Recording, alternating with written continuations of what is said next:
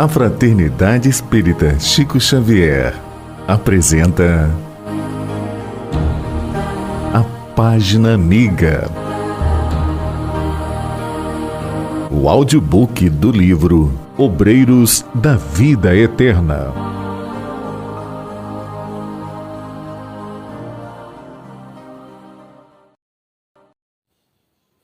Segundo capítulo, primeira parte, no Santuário da Bênção. Na véspera da partida, o assistente Jerônimo conduziu-nos ao Santuário da Bênção, situado na zona dedicada aos serviços de auxílio, onde, segundo nos esclareceu, receberíamos a palavra de mentores iluminados, habitantes de regiões mais puras e mais felizes que a nossa. O orientador não desejava partir sem uma oração no santuário, o que fazia habitualmente antes de entregar-se aos trabalhos de assistência sob sua direta responsabilidade. À tardinha, pois, em virtude do programa delineado, encontrávamos-nos todos em vastíssimo salão, singularmente disposto, onde grandes aparelhos elétricos se destacavam ao fundo, atraindo-nos a atenção. A reduzida assembleia era seleta e distinta. A administração da casa não recebia mais de 20 expedicionários de cada vez. Em razão do preceito, apenas 3 grupos de socorro, prestes a partir a caminho das regiões inferiores, aproveitavam a oportunidade. O conjunto de 12, presidido por uma irmã de porte venerável, de nome Seprônia, que se consagraria ao amparo dos asilos de crianças desprotegidas. O grupo chefiado de Nicanor, um assistente muito culto e digno, que se dedicaria por algum tempo à colaboração nas tarefas de assistência aos loucos de antigo hospício, e nós outros, os companheiros encarregados de auxiliar alguns amigos em processo de desencarnação, perfazíamos o total de 20 entidades. O instrutor Cornélio, diretor da instituição, atendido por um assessor, palestrava conosco, demonstrando simplicidade e fidalguia, magnanimidade e entendimento. Logo de início, em nossa administração, explicava-nos: procuramos estabelecer o aproveitamento máximo do tempo com o mínimo de oportunidade. Para concretizar a providência, desde muito não recebemos indiscriminadamente os grupos socorristas. Reunimos os conjuntos de serviço de acordo com as situações a que se destinam.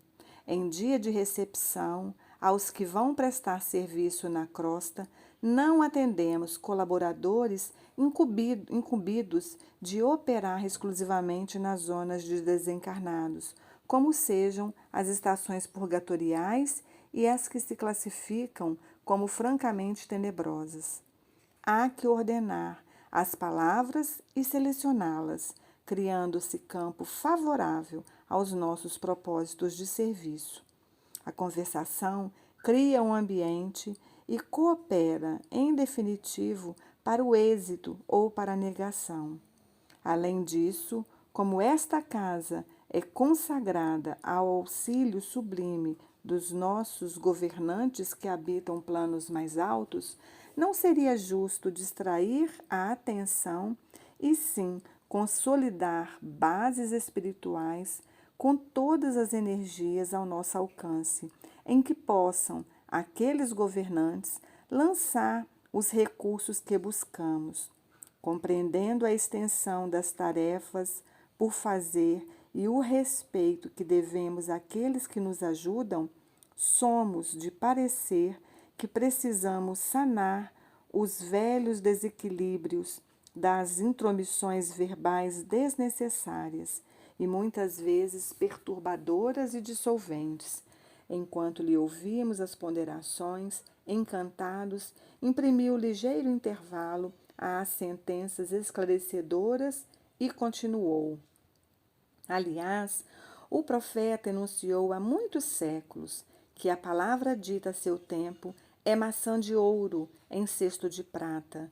Se estamos, portanto, verdadeiramente interessados na elevação, constitui-nos inalienável dever o conhecimento exato do valor do tempo, estimando-lhe a preciosidade e definindo cada coisa e situação em lugar próprio, para que o Verbo, potência divina, seja em nossas ações o colaborador do Pai. Sorrimos satisfeitos. Nada mais razoável e construtivo, opinou Simprônia, a destacada orientadora que dirigiria pela primeira vez a expedição de socorro aos orfãozinhos encarnados. O dirigente do santuário, reconhecendo talvez como nos sentimos necessitados de esclarecimento quanto ao uso da palavra, prosseguiu. É lamentável se dê tão escassa atenção na crosta da terra ao poder do Verbo, atualmente tão desmoralizado entre os homens. Nas mais respeitáveis instituições do mundo carnal, segundo informes fidedignos das autoridades que nos regem, a metade do tempo é despendida inutilmente com conversações ociosas e inoportunas. Isso referindo-nos somente às mais respeitáveis. Não se precatam nossos irmãos em humanidade de que o Verbo está criando imagens vivas que se desenvolvem no terreno mental, a que são projetadas, produzindo consequências boas ou más, segundo a sua origem. Essas formas, naturalmente, vivem e proliferam, e considerando-se a inferioridade dos desejos, as aspirações das criaturas humanas, semelhantes criações temporárias, não se destinam, senão, a serviços destruidores, por meio de atritos formidáveis, se bem que invisíveis.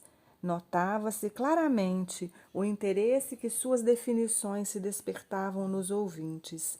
Em seguida, a uma pausa mais longa, tornou cuidadoso. Toda conversação prepara acontecimentos de conformidade com a sua natureza.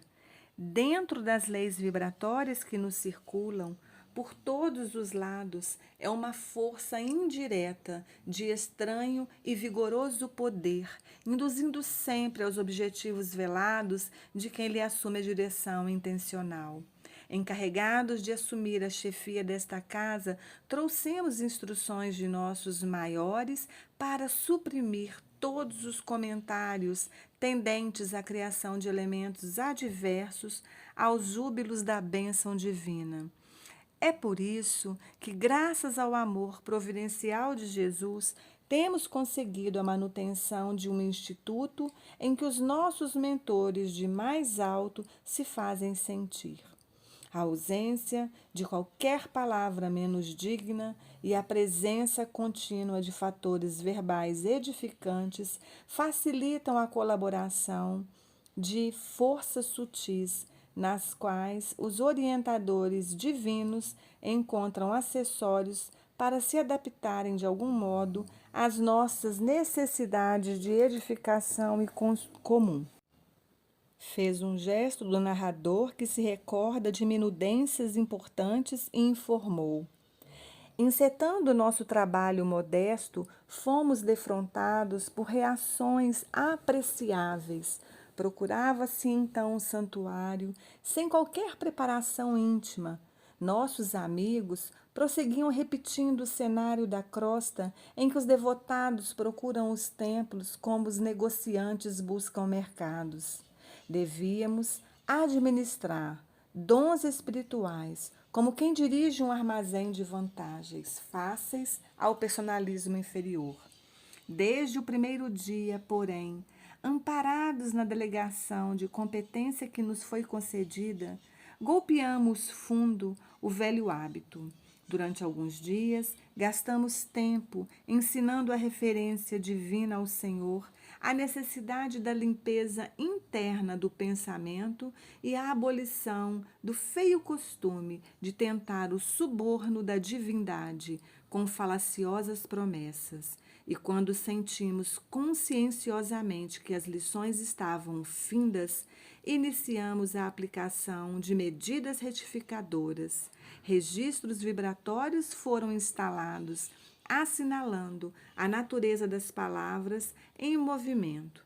Desde aí, foi muito fácil identificar os infratores e barrar-lhes a entrada na câmara de iluminação, onde realizamos nossas preces.